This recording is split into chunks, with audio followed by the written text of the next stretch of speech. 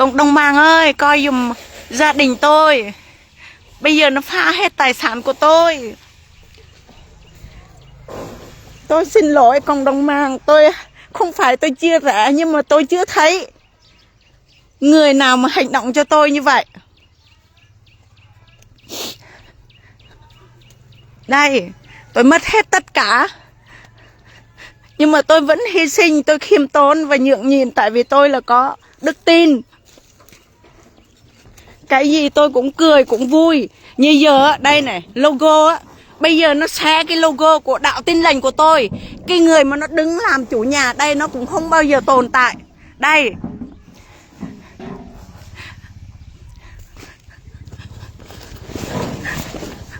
Nhà tôi đạo hồi xưa từ mục sư Lê Khắc Cung. Tôi cũng... Bây giờ tôi mất hết tất cả. Tôi không còn một cái gì hết. Người kinh lấy ông luật sư Nguyễn Việt Bình và bà Trịnh Thị Hương, vợ ông Xuyến, huyện Cư Rút, tỉnh Đắk Nông. Còn một bà tôi không biết. Tôi đâu có biết tôi có bán đất cho mấy bà đâu mà tôi biết. Nó thấy tôi nó tránh, nó lén. Nó còn lấy cái nền nhà tôi, nó cũng xây cái hàng rào của nó. Đây,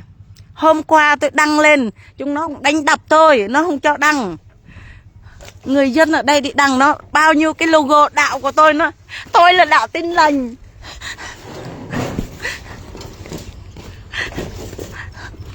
Quần áo mặc nó cũng không cho, nó thu hết, nó mang đi đâu. Chưa thấy ai trả lời cho tôi, nó để đồ tôi ở đâu. Con cái tôi nhìn từ ngày hôm qua đến giờ, tôi ăn nhà người ta làm gì. Nhìn cũng nhiều bạn bè, anh em cũng chia sẻ cho tôi. Đây. Chúa ơi, hãy nhìn cho con. Đừng cái gì con sai lỗi lầm tha thứ cho con.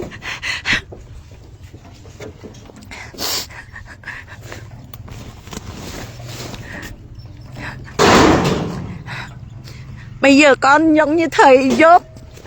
Con hết tất cả nhà cửa, đất đai. Cà phê tôi đang chuẩn bị ăn, chuẩn bị thu. Giờ chặt hết cây cà phê của tôi. Nó làm cho tôi không còn tình còn nghĩa. Bây giờ tôi không còn một cái gì hết.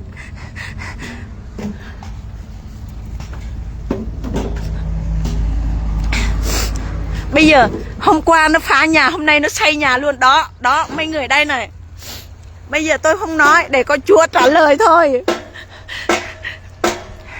Nếu mà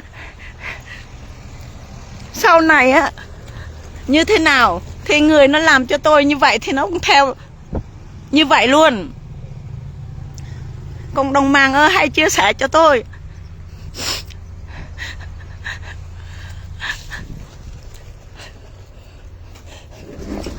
Hôm qua tôi lấy nó cũng trò đây này. Nó xé hết cái logo của tôi.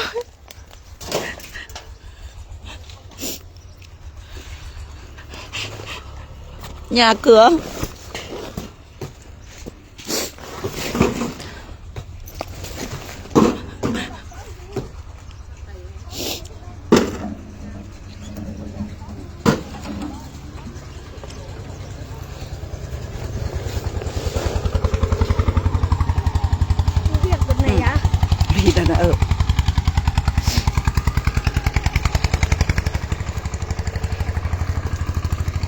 Có mà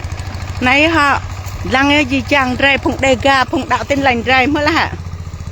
Này ai lăng này ai bốc mà hả. Tôi đã rây đu vào lại cái câu giờ công riêng có bốc lên đẹp có sẽ dốt tâm công lòng mong nâng nó ao chi chẳng nâng tao chùm áo đi như một bốc vịt lại chỗ cầu con này cần bốc đi như bốc vịt lên nâng họa có tao gọi say tao brai đi như mạng mà nạ cái đi nhầm dê nè. Bây giờ có một lại đào có ắt bìm ni cái idea có ắt ác mới có một màu xăm tạc lại nguột bây giờ có bìm minh có tuổi thân đà mong như thâu đà nhung như mà thâu như này gần nơi ở đằng mạ bước mạ sang bây giờ thực tế có dám วันเตนับไอเดียกรมตัวมอนือหุ่นดิญูอ๋อเลยลำก็กางะเบียมาเด็ดรู้เชื่อแสบเลยก็ด่าแต่บอกดิญูเรมามตาหยุดยาตำเยอะงะมะหนึ่งดอกก็เกลัยชีเดเรมาดำเด็งะเอาฟ้าเอาหนุนั้นก็มินแต่ก็เท่าดิญูมะปึกสางก็เกดิญูก็มุกปึกสางก็เลยดำดงอ๋อแต่นกก็เด็กก็เป็นนกนั้นก็เปียมงปลาหนักก็งอมดีรัวเล่นก็โปนั่นก็งะไกลบิมนี่นกนั่นเงาที่นั่นเดะดำงะเอาแต่นั่นแล้วนั่นดิญูคัดเดียนแล้วดิญูคัดเดียนดิญูสวดไม่เกยเยอะงะก็ไม่ก็จำเบียงเยอะนักก็เกิดดิญูขวาไม่โนดนะบัดนั้นดำเก่าโมนือสงะเพียนไม่ให้งะสนันเดะกองดังมังเดะเจียแสไปก็ได้ขวานักก็เกิดงานก็งานบอกเมื่อเรียนอยู่ขวาไม่โนดโมเบรไม่เกิดละหม่ำหนึ่งประสางเสหม่ำหนึ่งไม่เกิดทูมหนึ่งไม่เกิดยี่จังกองอันสาติงสานาวเมื่อกองอันติงลำดองนาวจีต่ำมอเมื่อสะโจป่วยเดเกะหล่อhơnเกะตีลำดองนั้นไม่เกิดเท่าดิเกะซากระบุยเมื่อนั้นไม่เกิดเท่าไม่เกิดแต่มันน้องจะยุดตามเมียยับติงแต่บดูมนั่งไม่เกิดลำบวนนั่นลำซางนั่นแหละบุญตะเลบุญกนูลุยบุญกระเงาะดิญูเทนั่นไม่ก็เลยสิกิโอเดะเรตนายนั่นยังไงในเรรุกสางรังละนั่นไม่ก็เลยซีสางโรตลกสางโรไม่ก็ลงมาเท่าอ๋อนั่นโตนั่นกูก็เลยได้เดนั่นงะตัวรุกปึกรุกสางนั่นกูมาเท่าอ๋อดิญูงะก็นอนรุกสางปนแล้วนั่นสิแหวตีดังลูมดูแค่นั้นแกนั่นเหตุอะไรรู้สร้างเก่าแต่ในเบื้องในสกิลเรียนนักอื่นน่ะนั่นดิญูเวทเยอะพุ่งเดรกันหล่อมใจอะไรดิเกบอกอะไรดอกดิญูงะสนั่นนั่นดิเกเดมินดิเกลำถ้วยให้กันเด่นกันหนาวกันน้ำหมอกละอัลกันดิญูอะไรนั่นดิญูเดพุ่งย้อนดิญโปเนาะงะยูมาไอเดียปรองเก่ายูมาไอเดียปรองเก่าไอเดียนั่นมลตรอดิดอกเน้นสร้างไหนต่ำไอเดียหลอกดุนก็เลยไอเท่าไองะกะเก่าบ่ไอเดียก็อยู่ละเวทกะเก่าโปมะไอเดียนั่นก็ว่าลายกับไอเดียแหละนั่นก็ลายนั่นนากูเกิดอยู่ขวาไม่โนดเลยยุ่มเปรย์หรอกอย่าไอเดียเอานั่นก็เอียวรังกันหรอกอย่าเปรย์เดียนั่นเดียก็ป้อมะก็น้องสบายเดียนั่นตั้งกูเกิดเมาหม่ำด้วยนั่นยิงเกิดแน่ดอกเน้นสร้างเลยเกิดลงกันได้ลงเลยไปจ้ะทำอยู่ดิพัดลงนั่นตำเลยดิพัดลงนั่นไอเดียหลอกดุนวิทย์พาดีnhưไอเดียหลอกดุนวิทย์พอดีนักเลยไอลังไอเดียเขาอยู่เท่าสางเขามาฉะนั้นมาสรวยได้อัดฉะนั้นมาไอทำเลยไอเดียเขาอยู่ดุนวิทย์ภาษาต่ำอยู่นั่นก็เลยนะฉะนั้นมาพุ่งเดะระงะฟ้าไตสานก็ตรงไหนสรวยได้ฉะนั้นมักเลยยิงเดะก็เลยฉะนั้นเนี่ยแสบหยอกก็เงินรัวก็เก่ากระปับไอเดียสอดหยอกเดะรู้ว่าอะไรก็ได้ก็อยู่ห่างไกลๆเนี่ยก็เลยไอเดียเนี่ยเท่าไอเดียก็ว่าอะไรและกอมเยอะเลยก็เดะนั่นเนี่ยอยู่กันจังนาวเดะไรก็เลยลุยแต่นั่นนี่เดียเก่านั่นก็เลยนั่นก็ปลักนั่นยิงก็เป็นเด็กก็เบรหนักคนนั้นเราดื่มติดลงก็ลังดิอยู่มุกสางนั่นเนี่ยหนักก็เกิดถึงดิอยู่ปลักแต่หนักก็เกิดตามดิอยู่ดินั่นดิอยู่ดิลงในกำลังตื้อโอเกิดยิงอีเดียนโมจังดิโอ้ยเดียเราวิทย์พัดล้วนมึงด่าดิอยู่ป้อมื่อเยี่ยมึงด่าไปด่าพิมพ์ดีไอเดียมั้งและนั่นอยู่ลงขวาไม่โนดเยอะหนักกว่าและขวาไม่โนดนั่นก็ลงนั่นเยอะนั่นก็ละเอวนี่มันการหยานก็ดื่มแต่ก็โปแล้วมาไอเดียน่ะน้องสบายเดียปรองเดียมาไอเดียดิอยู่มาจีละมันเมาเดียไม่อ๋อเดียมาบรัวกันเมาเลยจีจางตำหนึ่งมาไอ้ละปึกสางนะปึกสางไอ้ละใส่ดุมตีอยู่งะนะบ่ได้นื้อได้เมานื้อไอ้ละดีย้อนน้ำเบรดได้จานห่างตีบ่อยู่ในฝ่าซะเบอร์ลำได้ดุมนะเบอร์ลำได้ดุมตีไอ้เม่นหลังอยู่งะสนัยดุมเรดือยดุมเรดีโบดสนัยนะก็ไอเดียป้าก็ลายสนันดาเหยาะซอเหยาะเดี๋ยวป้าไปก็ได้เหาะพงเรเดกาก็กันทอบลุไล่ไปทางไหนนั่นตุ้ยsẽ hồng đểป้าไปก็ได้ซอเหยาะก็ลุนั่งดาบินแอร์แฮยิบเย้าตำหม่ำหนึ่งไม่เกิดนั่นเยอะงวดอื่นดีไม่ได้ก็ก็บิมดีกับไอเดียกี่วะ cái trâu cái cao có lọ lăng làm trung lại vô công ác mơ lui nạp bây giờ mau mơ đề gà rồi mơ lại cái chị lại rồi cái chồng nó ngạ có thề cái nạp idea thề cái gì chàng công tôm chị công tôm mạ bạc yuan ô cao idea pap đâm blue ô xin nên cao idea pap để thao để blue để mà thao để đâm blue ô cái cao xin nên tớ đã mạ bạc yuan yuan đi bray mấy hàng tỷ đùm này tài sản đùm này là coi mua để là phùng lại cái cao cái chị lấy yuan cái đi mục là phùng đề đấy cao idea pap cho nên phim này là chắc cái idea để ru và lại cái cậu đa máu xăm ta đi như lùi cầu lòng brai đi như mạ đi như ngại tôi sẽ đi như trăng á cần chẳng oanh là đợi đi như mạ lấy đợi đến và yên ao cầu nâng họa cầu tôi đã đi như mạ hả đi như năn hả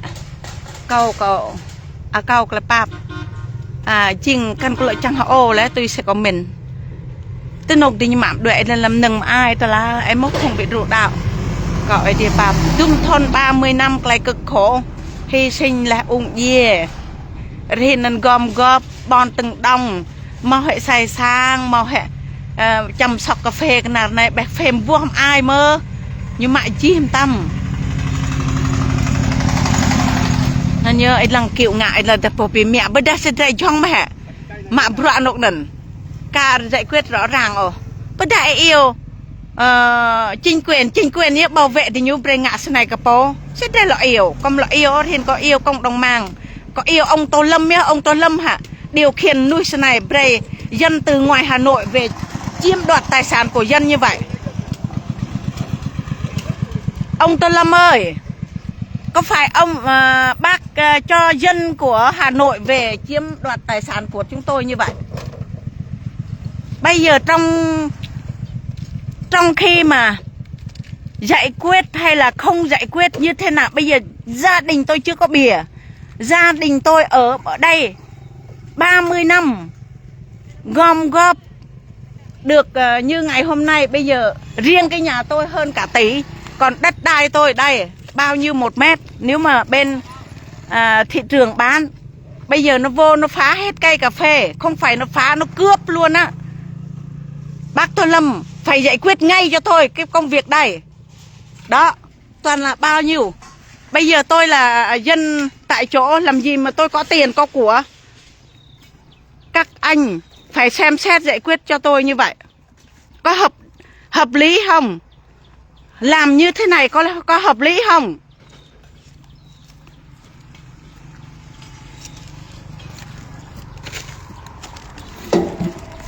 cái người làm cho tôi còn người còn của mất thay người còn người thì còn của còn bây giờ cái hậu quả luật nhân quả thì người nào làm phá tài sản của tôi như vậy cũng một ngày nào đó Chúa sẽ trả lời Đức Chúa Trời ơi phải trên có trời dưới có đất phải xem xét dùng cho con có gì con làm tội lỗi như thế nào tha thứ cho con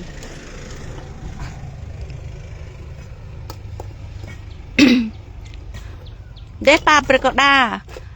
ấy chia sẻ precoda luôn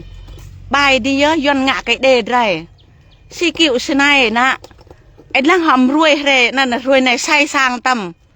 chúng nó có tiền chúng nó có của mà có tiền thì có quyền hết đi như lăng cái đây ai mang tao nè để mà hệ si này rất là đau lòng để mà hệ bạc nhu để chị cái nhu dọ mơ như ngã thế này cái đây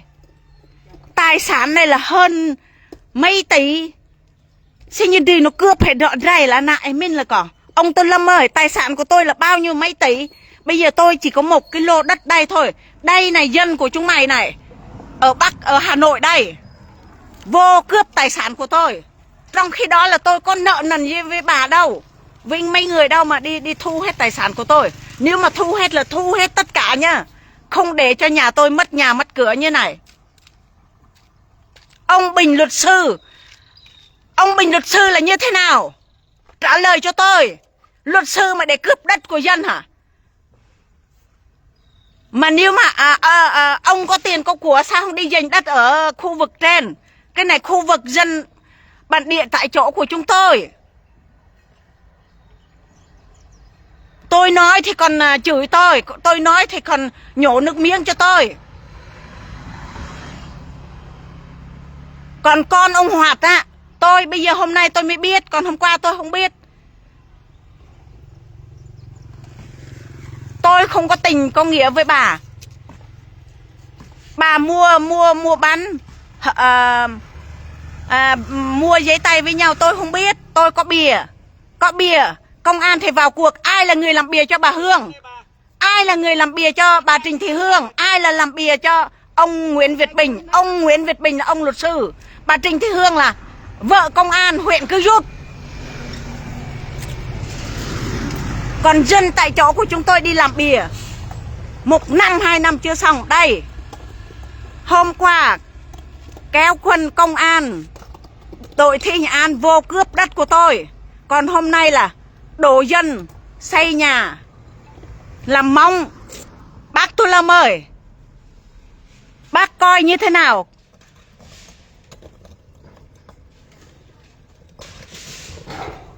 Bây giờ tôi ở đâu? Không còn nơi nương nấu. Bếp ga tôi cũng thu,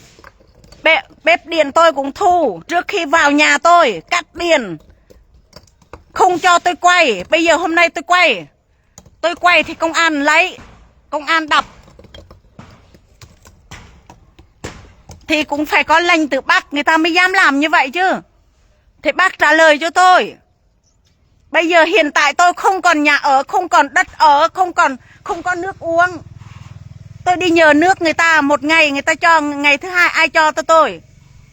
Còn tiền của tôi, cà phê của tôi trồng chờ đến mùa tôi bán, tôi đóng gạo. Bây giờ cũng phá chặt hết cây cà phê của tôi. Tôi ở đây tôi livestream để khi nào ông Tô Lâm về giải quyết cho tôi mới. Bây là dân của bác làm như vậy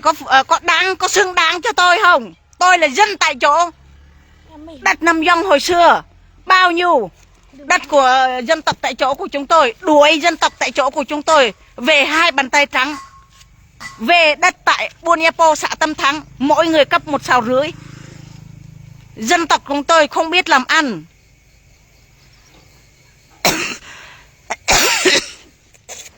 Bây giờ tôi nhờ cộng đồng mạng chia sẻ mạnh cho tôi. Mà trong khi đó nó lấy đất lấy nhà của tôi, nó mua bán hay là nó làm gì với tôi vừa ý, tôi hợp ý. Còn hôm qua nó đánh đập tôi cũng nhiều, đánh đập con tôi cũng nhiều. Bây giờ vào cuộc. Bây giờ hiện tại nó xây nhà, bây giờ đây lì làm không chịu đi đâu, cũng giống như lấy đất của dân tộc tại chỗ của chúng tôi ở trong Nam Dông. Bạn trả lời cho tôi như thế nào? Để cho dân tôi đói hả?